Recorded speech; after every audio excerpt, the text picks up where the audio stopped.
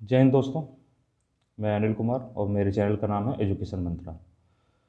आपके सामने और आज एक बार और उपस्थित हुए हैं एक कुछ नए करंट के क्वेश्चंस और नए चीज़ों को लेकर के कुछ जानकारियाँ, कुछ एग्जामिनेशन से संबंधित कोई बातें जो आपके एग्जामिनेशन में और उसको क्वेश्चंस आंसर हल करने में काफ़ी मदद मिलेगी। और उसके साथ ही दोस्तों आपको ये भी बताएंगे कि क्वेश्चन के फॉर्मेट कैसे होते हैं, उनको हैंडल किया कैसे जाता है और कैसे करके एग्जामिनेशन में कम टाइम के अंदर आप बेहतर स्थिति पा सकते हैं। क्योंकि देखिए दोस्तों, लंबा चौड़ा सिलेबस है, सिर्फ 2 घंटे का टाइम होता है, खासतौर से प्रीलिम्स एग्ज़ाम में। और प्रीलिम्स एग्ज़ाम एक चीज़ समझ लीजिए, आपके प्रीलिम्स एग्ज़ाम के बाद ही आपको मेंस मिलेगा, या बाकी कोई भी पहला चरण पास करने के बाद ही दूसरा चरण आपको मिलता है एग्ज़ाम में। तो सबसे इम्पॉर्टेंट तो पहला चरण हो जाता है। हालांकि तैयारी तो फाइनल सिलेक्शन के लिए इंसान करता है, लेकिन कम से कम पहला चरण पास होने से उसका कम कॉन्फिडेंस बढ़ता है। उस पहले चरण के एग्ज़ाम को पास करने के लिए बहुत बड़ी भूमिका जो निभाता है वो करंट क्वेश्चन है। मैं बार बार आपको बताता हूँ कि करंट क्वेश्चन लगभग 30 क्वेश्चन पूछे जाते हैं यूपीपीसीएस में। बाकी यूपी के कोई भी एग्ज़ाम को ले लिया जाए तो उसमें करंट क्वेश्चंस का भरमार होती है। साथ में एसएससी है, यूपीएससी है, सभी में भी करंट की एक बड़ी भूमिका होती है। तो दोस्तों, इन सब बातों के साथ में हम क्या नया कर रहे हैं? नया कुछ नहीं कर रहे हैं, बस आपको ये बताने की कोशिश कर रहे हैं किस दिशा में आपको चलना है, ताकि आपका कम समय लगे और आप जल्दी के अपने टारगेट को पा लें। तो इसी के लिए दोस्तों आइए अपना आज का वीडियो प्रारंभ करते हैं। दोस्तों, सबसे पहले मैं आपको ये बताता चलूँ कि एग्ज़ाम का जो सिस्टम है, एग्ज़ाम जो बनाया गया है, उसमें मेनली है एलिमिनेट करने की थ्योरी। एलिमिनेट करने की थ्योरी क्या है? पहले तो वो आपको एलिमिनेट करते हैं। मतलब है कि अगर 5 लाख लोगों ने एग्ज़ाम में फॉर्म भरा है, तो 5 लाखों में मान लीजिए 3 लाख लोग अपेयर हुए, तो 3 लाखों में कुछ से हज़ार को, अगर 1000 वैकेंसी है, 800 वैकेंसी है, तो उसके 2 गुना या 3 गुना मान लीजिए ले रहे हैं। तो 3 गुना ले रहे हैं, तो इसके बाकी लोगों को उनको बाहर करना है। इसके लिए ही परीक्षा का पैटर्न तैयार किया जाता है कि वो लोग बाहर हो जाएँ जो लोग थोड़े बहुत भी उन्होंने तैयारी में ढिलाई बरती है, या कोई सा सेगमेंट छोड़ा है, या कोई मेजर चीज़ छोड़ दी है। इसी प्रयास के साथ पूरा सेटअप होता है आपके परीक्षा पत्र का। जो क्वेश्चन पेपर आता है उसका पूरा सेटअप होता है। तो सबसे पहली स्मार्ट तैयारी किसको कहते हैं? स्मार्ट तैयारी उसको कहते हैं दोस्तों जिसको जिस पोर्शन से, आपको एक चीज़ पहले पता हो कि किस पोर्शन से क्वेश्चन ज़्यादा उठते हैं और कहाँ कहाँ से आते हैं। अगर ये चीज़ें पता है आपको, तो अगर आप एक आध पोर्शन को छोड़ भी देते हैं और उसके टाइम को किसी और सब्जेक्ट में जा करके लगाते हैं, तो आपको प्रोडक्टिविटी बढ़ जाती है। जैसे मैं हम लोगों की बात करें, हम लोगों के ग्रुप का जो भी था, तो उसमें इकोनॉमी का पोर्शन छोड़ दिया जाता था, सिर्फ इकोनॉमी के करंट को पूछा लिया जाता था।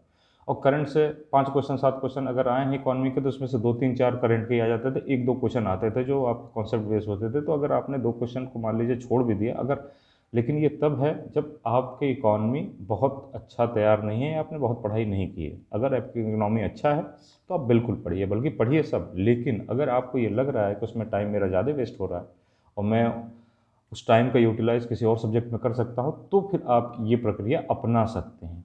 अपनानी ही नहीं है, ये बात नहीं, ये आपको सोचना है कि ये एक ट्रिक है जिसको आप अपना सकते हैं, ताकि आप उस टाइम को किसी और सब्जेक्ट में अच्छे से दे सकें। तो एक बात तो ये हो गई दोस्तों। दूसरी चीज़ क्या है दोस्तों, कि आपको ये देखना पड़ेगा कि कम समय में किस पोर्शन को तैयार करके ज़्यादा से ज़्यादा नंबर लाए जा सकते हैं। तो उसके लिए करंट बहुत बेहद महत्वपूर्ण हिस्सा हो जाता है। 30 क्वेश्चन मैंने बताया। ज्योग्राफी है, ज्योग्राफी से आप क्वेश्चंस तैयार करके आप अच्छे कम टाइम में ज़्यादा क्वेश्चंस कर सकते हैं। हिस्ट्री है, हिस्ट्री से कर सकते हैं।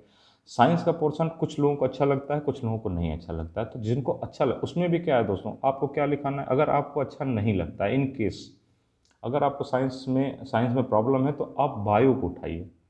अगर आप फिजिक्स और केमिस्ट्री को छोड़ दें, केमिस्ट्री को तो आप छोड़ भी सकते हैं, फिजिक्स को छोड़ देते हैं। और एक चीज़ या ध्यान रखना है, साइंस के अंदर कोई टेक्निकल नहीं पूछा जाता। आम दिनों की दिनचर्या से जो चीज़ रूबरू होती है, जो चीज़ें रोज़ हैबिचुअल है, उन्हीं चीज़ों को पूछा जाता है। जैसे उदाहरण के लिए आपको बता दूं कि बायो तो बहुत बड़ी चीज़ है, लेकिन उससे पूछा क्या जाता है? विटामिन्स के बारे में पूछा जाता है, रोगों के बारे में पूछा जाता है। जो 4 5 क्वेश्चन होते हैं इसमें रोग हो गए, विटामिन हो गए, आपको हार्मोन्स हो गए, इन्हीं सब चीज़ों के बारे में पूछा जाता है।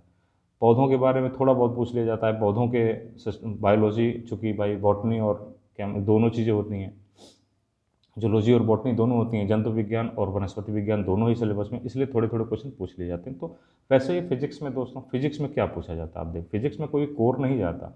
फिजिक्स के अंदर अवेयरनेस की चीज़ें, जो हमारे आसपास की चीज़ें यूज हो रही हैं, जैसे किलोवाट पूछ लेगा आपको, मीटर सेंटीमीटर से रिलेटेड पूछ लेगा, किसी का मानक पूछ लेगा, किसी का मात्रक पूछ लेगा, कितने डिग्री सेंटीग्रेड पर तापमान, बॉडी का हीट तापमान, इस टाइप के क्वेश्चंस पूछे हैं जो हमारे रोज़ दिनचर्या में यूजफुल होते हैं।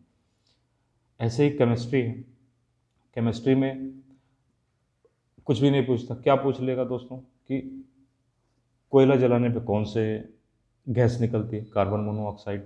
तो ये क्वेश्चन क्या है, हमारे आस आए दिन अपने न्यूज़पेपर में पढ़ते रहते होंगे कि कुछ मजदूरों ने अपने कमरे में कोयला जला दिया और उसके बाद उनकी मृत्यु हो गई, क्योंकि कार्बन मोनोऑक्साइड क्या होता है, जहरीली गैस है और वो सीधे आपके नर्वस सिस्टम पर अटैक करती है। और तो ये क्या चीज़ है, ये अवेयर की चीज़ें हैं। मतलब ये जब आप प्रशासनिक अधिकारी बनेंगे तो आप कम से कम आपको पता हो, अगर आप चाहें वहाँ पे विजिट करने के लिए, तो आपको ये मालूम तो हो कि मज़दूर की डेथ हो गई है तो कार्बन मोनोऑक्साइड की वजह से हुई होगी। आप उनको अवेयर कर सकते हैं। इलाज तो डॉक्टर का काम है, लेकिन अवेयर कर सकते हैं कि भाई ये चीज़ गलत है, आप कोयले मत जलाइए, कोयला जला करके नहीं सोया जाता है, या बंद जगहों पे कोयला नहीं जलाया जाने सोने के लिए। तो इस तरीके की अवेयरनेस के लिए ही ये क्वेश्चन बनाए जाते हैं, ताकि आराम से हम आप उसको एक तो पहले पढ़ें और उसको जानें, जो हमारे जीवन में भी उपयोगी है और ख़ास तौर से प्रशासनिक ढांचे में भी काम आता है।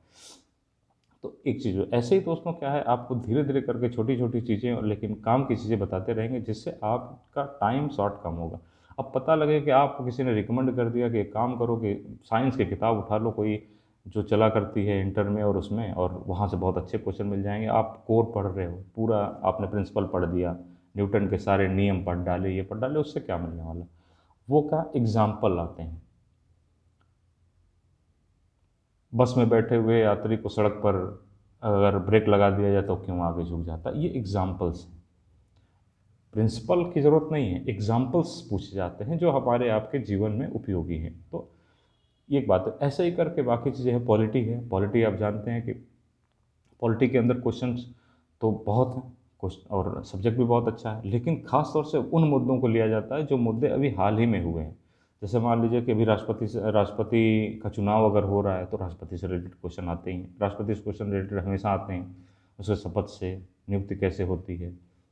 तो ये मेरे कहने का मतलब दोस्तों ये है कि इसमें बहुत ज़्यादा आपको कोर में घुसने की ज़रूरत नहीं है, प्रिंसिपल्स पे, सिद्धांतों पे जाने की ज़रूरत नहीं है। आपको केवल वो चीज़ें ध्यान रखनी है जो लगभग लगभग हमारे एटमॉस्फेयर में आसपास एक तरीके से घूम रही हैं। यही चीज़ करंट में भी है दोस्तों। करंट का भी मामला क्या है, इसीलिए करंट के 30 क्वेश्चन क्यों आते हैं, क्योंकि पूरे विश्व में जो घटनाक्रम चल रहा है, उसी घटनाक्रम के लिए आप उसके लिए अवेयर हैं कि नहीं हैं, आप उसके बारे में सोचते हैं कि नहीं सोचते हैं, आप सोच करके क्या धारणा बनाते हैं, इन सारी चीज़ों की जानकारी आपके पास है कि नहीं है। इसलिए करंट के 30 क्वेश्चन आते हैं, ताकि हर चीज़ को आपकी जानकारी हो। तो दोस्तों इसीलिए आपको, चलिए ठीक है, ये तो आपको एक बात हो गई जो समझने की बात है। ये सबसे ज़्यादा इम्पोर्टेंट, पढ़ाई से ज़्यादा इम्पोर्टेंट दोस्तों ये है कि कौन सा रास्ता आपको लेना है और किस तरीके से शुरू करना है। तो दोस्तों आइए 2+2 वार्ता की बात कर लेते हैं। अभी 2+2 वार्ता हुई है, अमेरिका के साथ भारत की 2+2 वार्ता होती है अभी, लेकिन ऑस्ट्रेलिया के साथ भी 2+2 वार्ता हुई। 2+2 वार्ता क्या है, पहले वीडियो में बता चुके हैं, एक बार फिर बता देंगे कि 2+2 वार्ता का मतलब है कि हमारे दो मंत्री, कौन, विदेश मंत्री और रक्षा मंत्री, और ऑस्ट्रेलिया के दो मंत्री, कौन, विदेश मंत्री और रक्षा मंत्री। ये दोनों लोग, ये दो लोग हमारे यहाँ से, दो लोग वहाँ से, चारों लोग मिल करके बात करते हैं। इसको कहते हैं 2+2 वार्ता। तो ये अभी हाल ही में भारत और ऑस्ट्रेलिया के बीच में 2+2 वार्ता हुई है। ये नाम याद है, ऑस्ट्रेलिया किसके साथ हुई, ऑस्ट्रेलिया क्योंकि हुई अमेरिका के साथ भी है। अब पता लगे अमेरिका आप ढूंढ रहे हो, अमेरिका ऑप्शन में है ही नहीं है, तो आप कहोगे कि अरे यार इसने क्वेश्चन गलत बना दिया, अमेरिका तो है ही नहीं है, हम तो अमेरिका पढ़े थे। तो ऑस्ट्रेलिया ऑप्शन में है, ऑस्ट्रेलिया मारिए, आगे बढ़िए। ये करना है दोस्तों। तो आपको इसीलिए कहा जाता है, आपको हर चीज़ पता लगा। आपने 2+2 वार्ता देखते ही अमेरिका ढूंढने लगे कि भारत और अमेरिका के बीच हुई है, और उसके बाद पता लगा क्वेश्चन आपका गलत हो गया कि यार अमेरिका है नहीं। इसलिए आपको ये भी ध्यान रखना है कि उसके साथ हुई, साथ में ऑस्ट्रेलिया के साथ भी हुई है। मुद्दा क्या होगा, आपको पता है, अफगानिस्तान एक मसला है, उस पर बात होगी, आतंकवाद पर बात होगी, और पैसिफिक रीजन, प्रशांत, इंडो प्रशांत क्षेत्र जो है, खासतौर से इस चाइना सी को लेकर के, चाइना को लेकर के इस समय जो चीन सागर है, दक्षिणी चीन सागर, उसमें बहुत ज़्यादा प्रॉब्लम है। चीन लगातार उसमें अपना वर्चस्व बढ़ा रहा है, जिससे पूरा विश्व चिंतित है। क्योंकि एक बड़ा व्यापार जो होता है दोस्तों, पानी के जहाज़ के माध्यम से उस इलाकों में होता है, और अगर चाइना का कब्ज़ा उस जगह पे हो गया तो उसके बाद चाइना को विश्व से सबसे शक्तिशाली होने से कोई नहीं रोक सकता। इसलिए सभी देश मिल करके ये कोशिश कर रहे हैं कि किसी तरीके से हम उसके ऊपर एक नकेल लगा सकें। इसीलिए आप देखेंगे क्वाड क्वाड जो देश हैं, उनका भी यही काम, हमने क्वाड देश बताया था आपको, उनका भी यही काम है। 2+2 ऑस्ट्रेलिया के साथ वार्ता हो रही है, इनका भी यही काम है। तो अगर ऐसी कोई सूचना मिलती है और आपको जानकारी भी नहीं है, तो 2-3 मुद्दे होते हैं। अगर इन देशों का आजकल प्रशांत के आसपास क्षेत्रों का है, तो आप ये समझ लीजिए साउथ ईस्ट चाइना सी का मसला होगा, आतंकवाद का मामला होगा। इस तरीके से भी गैस किया जाता है दोस्तों। आपको इनकेस क्वेश्चन आ ही नहीं रहा है, तब भी अगर उसने पूछ दिया है कि किन मुद्दों पर बात हुई, तो 2-3 मुद्दे ऐसे हैं दोस्तों जहाँ बात होती है, आतंकवाद पे बात होगी ही होगी। अगर मामला मुद्दा ऐसा चला है, साउथ ईस्ट चाइना सी पर बात होगी होगी, बाकी चीज़ों पर जो बात होगी उसको आपको देखना पड़ेगा। तो ये हो गई 2+2 वार्ता दोस्तों। ऐसे ही दोस्तों एक कृषि उत्सव है, कृषि उत्सव है नुआखाई। नुआखाई उत्सव जो है उड़ीसा के अंदर मनाया जाता है। तो नुआखाई उत्सव, अब पूछेगा दोस्तों क्या निम्नलिखित में नुआखाई उत्सव निम्नलिखित में से किन राज्यों का उत्सव है, तो आप उड़ीसा मार दोगे। उड़ीसा में हाल ही में कृषि महोत्सव मनाया गया, क्या नाम है, ऐसे करके क्वेश्चन आ जाएगा। तो एक बार राज्य का नाम, दूसरी बार उस उत्सव का नाम क्या है, वो दोनों तरफ से आपने देख लिया। अब क्वेश्चन और कहीं नहीं जाने वाला आपका, क्वेश्चन यही रहेगा, उसको पूछा जा सकता है इधर उधर करके बस। ऐसे ही दोस्तों एक अगला क्वेश्चन लेते हैं, करंट का क्वेश्चन है।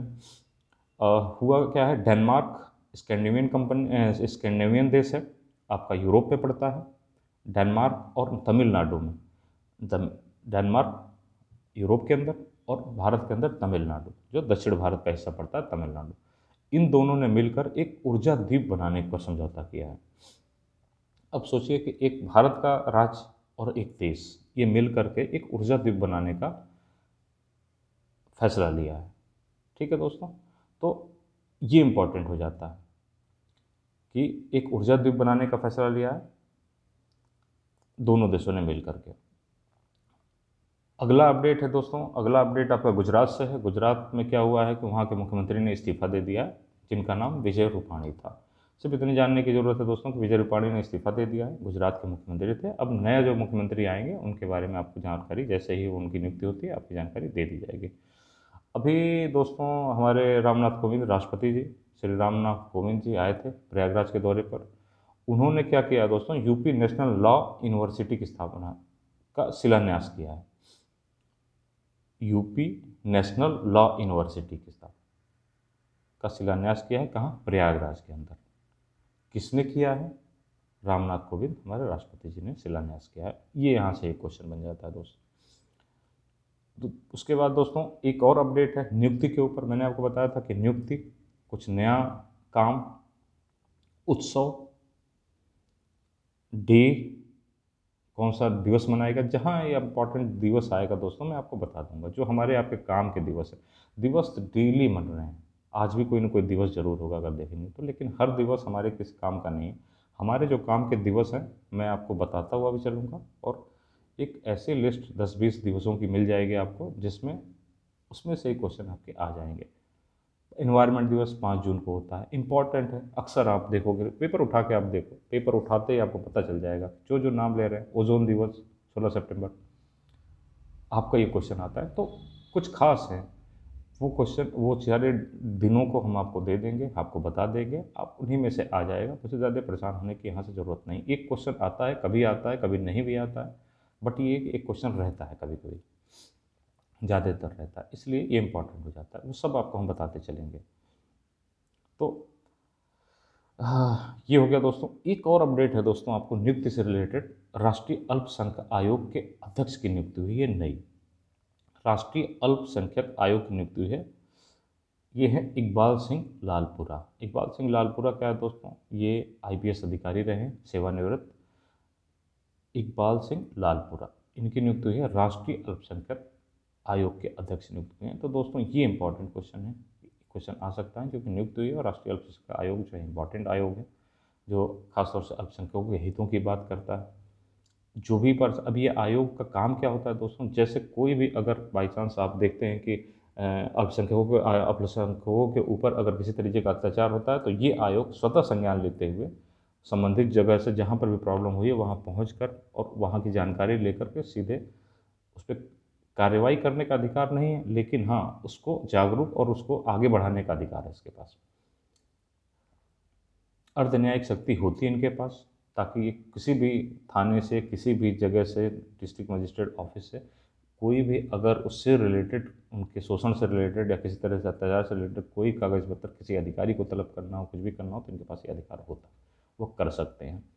ये एक तरीके से आपको बाउंड का काम करता है, खासतौर से उस वर्ग के लिए, ताकि अगर उनको कोई आपत्ति है, उनकी सुनवाई थाने में भी नहीं हो रही है, जगह पे नहीं हो रही, तो उस आयोग में आकर के वो अपनी बात को रख सकते हैं और उनके माध्यम से फिर से उस जगहों पर दबाव बना सकते हैं। और सरकार के प्रति, चूँकि सरकार नियुक्त करती है, इसलिए सरकार इनकी बातों को ध्यान रखती है, सुनती है। तो ये बातें हो गई दोस्तों। उसके बाद दोस्तों क्या है कि ये आपका अपडेट हो गया। बाकी जो भी चीज़ें आपको बताई गई दोस्तों, ये चीज़ें आप ध्यान से सुनिए और इसको आत्मसात भी करिए, और इसको आप ऐसे मत मान लीजिए, आप इस चीज़ का परीक्षण कर लीजिए। आप कैसे परीक्षण करेंगे?